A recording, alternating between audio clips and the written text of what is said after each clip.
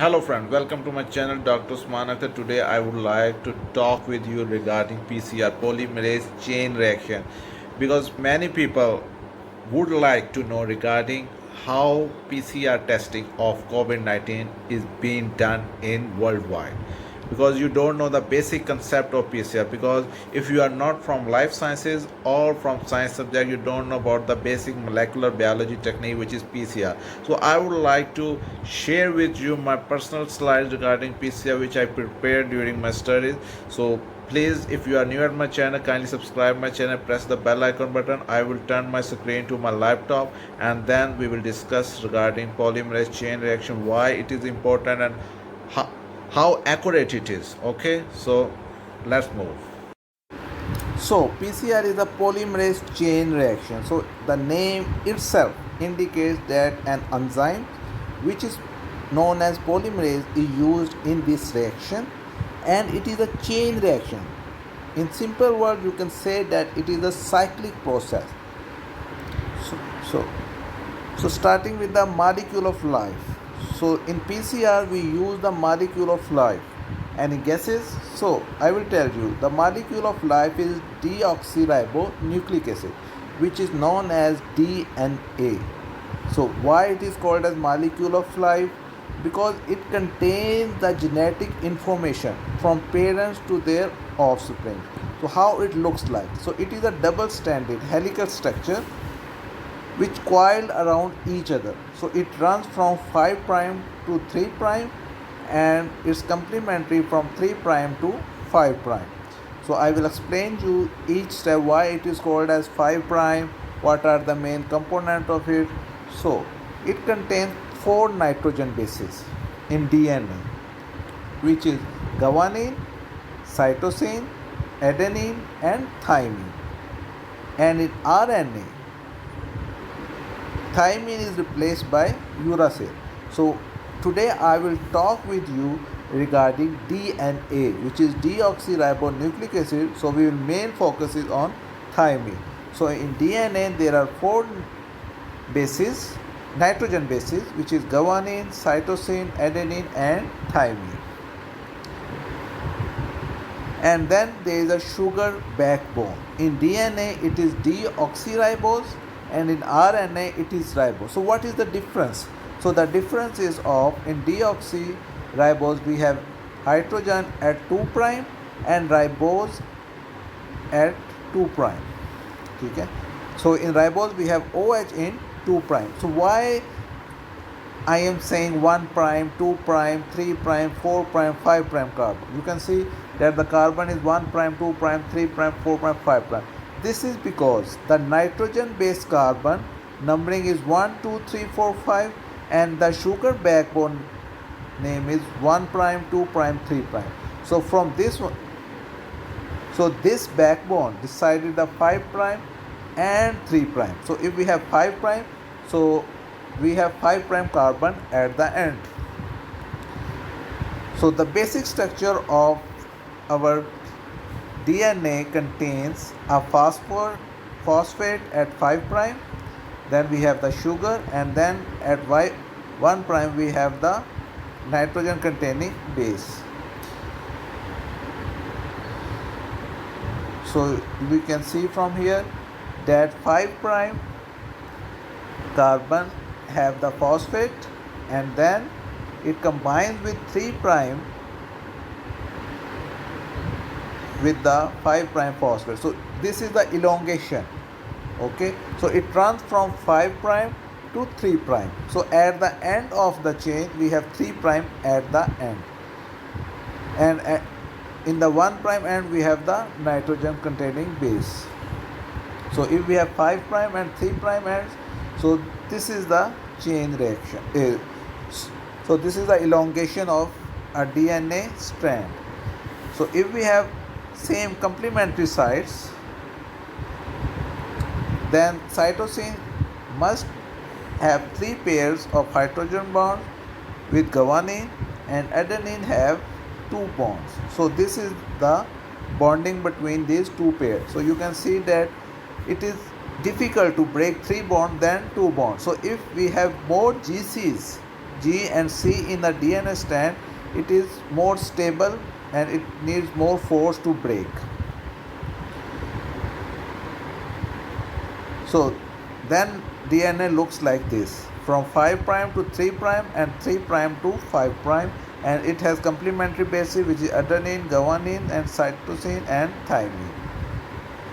So polymerase chain reaction nowadays is the central technique in molecular biology, and different natural sciences groups like you can say pharmacology, genetics, molecular biology, genetics, and in forensic sciences, we use this technique to identify the different cases, to identify the receptors in pharmacology, to study about different genes, to study about the mitochondrial RNA, mitochondrial DNA. So there are different uses of this technique. So this is a central technique in molecular biology.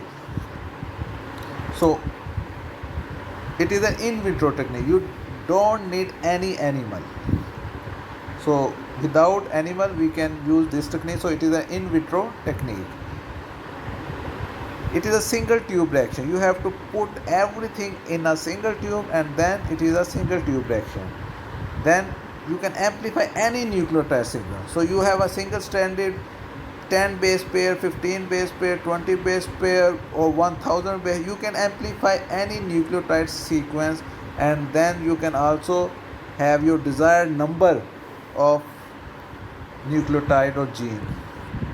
So the person who discovered have a Nobel Prize in 1993, and PCR was discovered in 1983, and he is an American biochemist.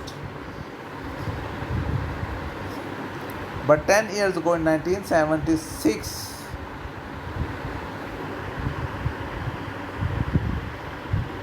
the enzyme was discovered which is known as tag DNA polymerase. So what does PCR need? So we need DNA, primers. Primers are the short nucleotide sequence. Then we need the main component which is tag DNA polymerase. Then we need nucleotides, DNTP, because polymerase had to elongate the sequence, and we need adenine, guanine, thymine, uracil, and we need magnesium, which is you can say in the buffer solution. So what are different steps in PCR? So the main steps of PCR is denaturation, annealing and elongation.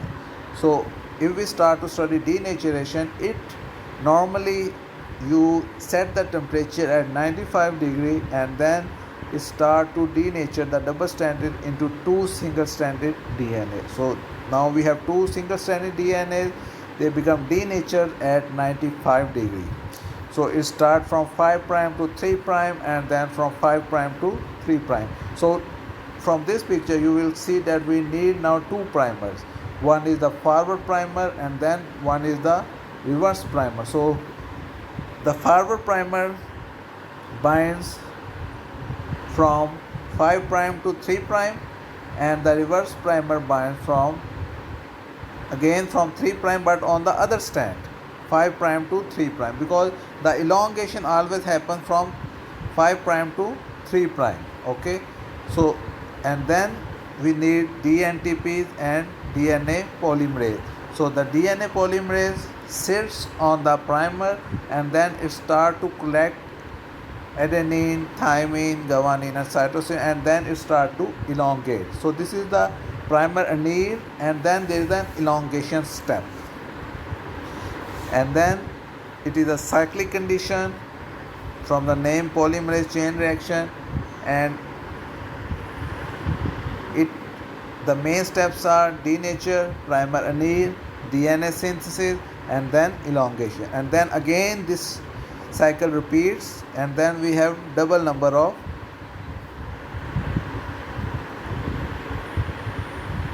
so the amplification is, so it is exponential amplification. From the single strand, in the first cycle we have 4 copies, then in the second we have 8 copies, third we have 16 copies, fourth we have 32 copies, and you can see after 35 cycles we have 68 billion copies of our of our DNA template.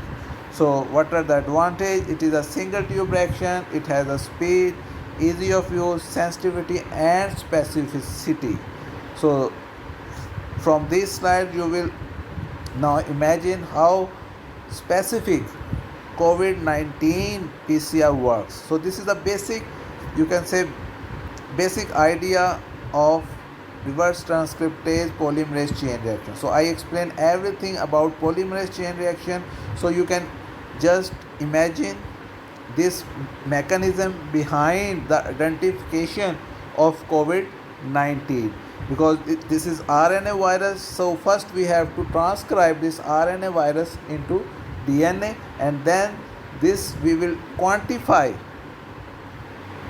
the DNA, and then we will detect the presence and the detection and not detected, you can say, the virus in an suspected individual. So it is very specific and sensitive instrument which is polymerase chain reaction, and that's why it is used in this disease like other viruses to detect the presence of virus in human blood. So thank you very much. If you are new at my channel, kindly subscribe my channel and press the bell icon button. Thank you very much.